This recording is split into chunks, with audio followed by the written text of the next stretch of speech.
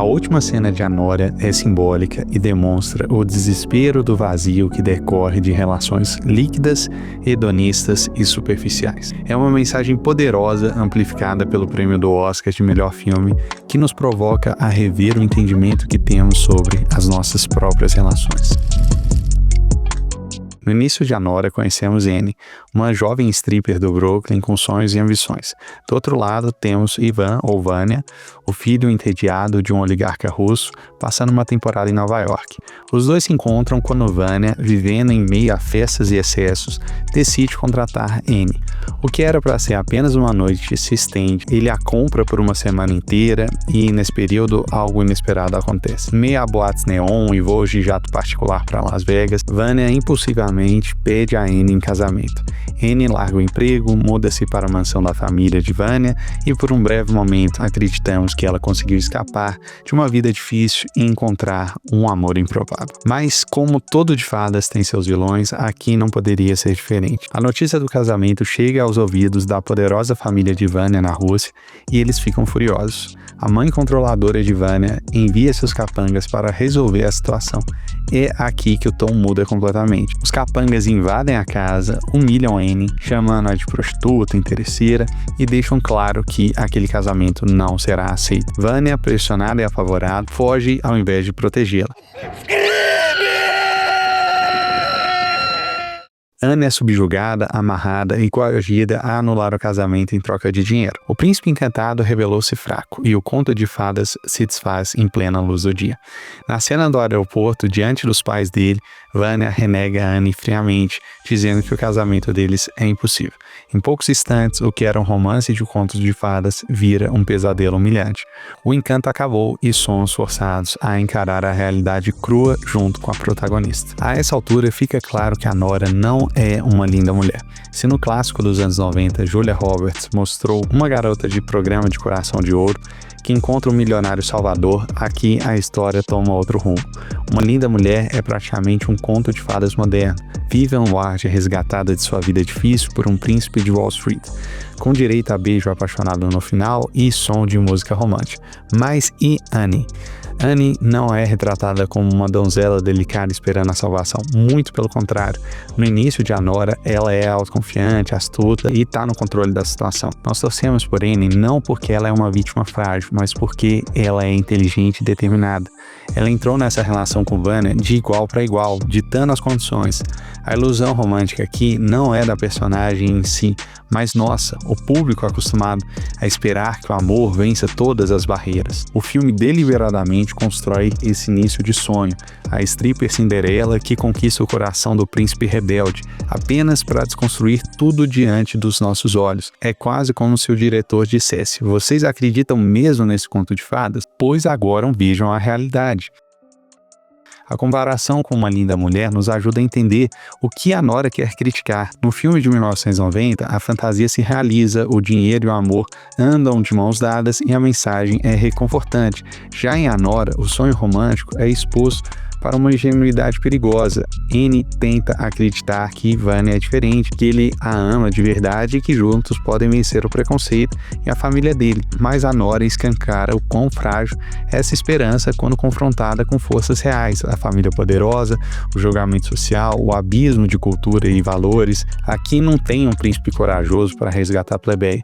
Pelo contrário, o suposto príncipe é um covarde e a salvação nunca chega. Um ponto interessante de Anora é justamente a crise do protagonista masculino, Vânia.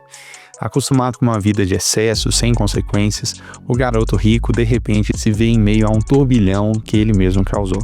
No início, Vânia aparece encantado por Annie justamente porque ela representa uma fuga da bolha dele. Ela é independente, fala a língua dele, literalmente, já que ambos falam russo, e não tem medo de enfrentá-lo. Para Vânia, se casar com Annie num impulso é um ato de rebeldia, quase um dane-se para os pais controladores. Mas quando as consequências reais batem a porta, ou melhor, arrombam a porta, Vânia entra em colapso. Ele cede à pressão familiar com uma rapidez impressionante. Dá pra ver o pânico nos olhos dele quando percebe que a brincadeira acabou e os adultos, no caso seus pais e capangas, chegaram para botar ordem. Essa crise do Vânia evidencia a imaturidade maldade e covardia por trás do playboy rebelde. No fundo, ele queria desafiar a mãe e o pai, mas não estava disposto a pagar pelo preço dessa rebeldia. Quando ele foge e depois, no aeroporto, rejeita Annie sem olhar para trás, fica claro que Vanya nunca esteve à altura do romance que ele mesmo iniciou. É um momento doloroso porque até então tínhamos uma pontinha de esperança de que ele pudesse crescer, tomar uma atitude de coragem, de bancar o amor que ele jurou ter por Annie. Mas a Nora não alivia. Vanya falha de forma espetacular. Sua crise é o colapso de um jovem que não sabe lidar com a responsabilidade, dividido entre o desejo de ser livre e o medo de perder o conforto e a aprovação dos pais. No fim das contas, Vanya mostra que era mais fácil amar Annie às escondidas nas noites de festa do que assumir esse amor à luz do dia. Mas sem dúvida nenhuma, o arco mais interessante é o de Annie. Ela é apresentada como uma garota de programa, calejada, esperta. Ao se relacionar com Vanya, então vemos começar a aparecer pequenos sinais de afeto.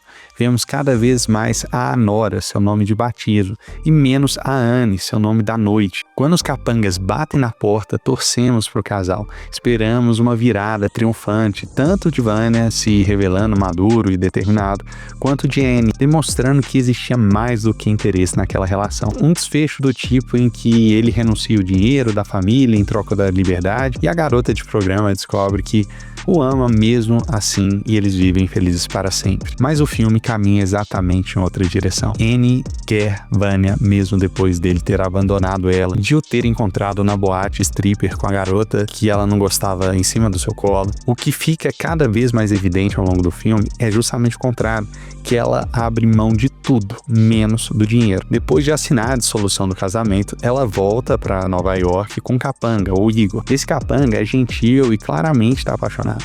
Não pela Annie, mas pela Nora. Mas ele é completamente hostilizado por ela. Depois de várias tentativas frustradas de aproximação, uma última dá certo: entregar a aliança com um diamante gigante que ela recebeu de Vanya.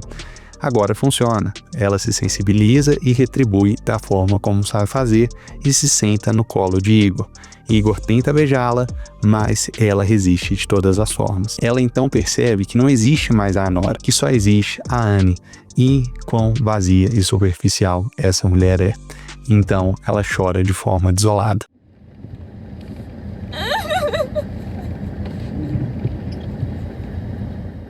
A Nora não é apenas uma história pessoal, é também uma crítica feroz ao mundo materialista e hedonista em que os personagens vivem.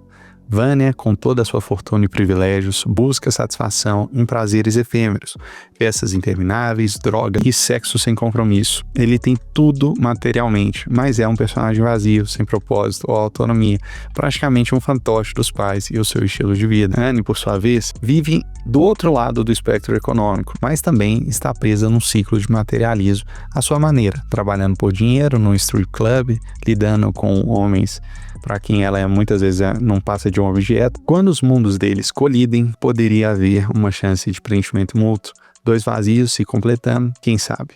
Mas a forma abrupta e superficial com que se unem, afinal, um casamento impossível motivado mais por carência e desafio do que por conhecimento mútuo, já indica que algo não está certo. A crítica do filme aponta para um vazio emocional que permeia esse universo de excessos. Todo o glamour exibido, os carros de luxo, a mansão, as notas de dinheiro voando, contrasta com a miséria interior dos personagens. A mãe de Vanya se preocupa com status e aparência, mas não há amor genuíno ali, apenas controle.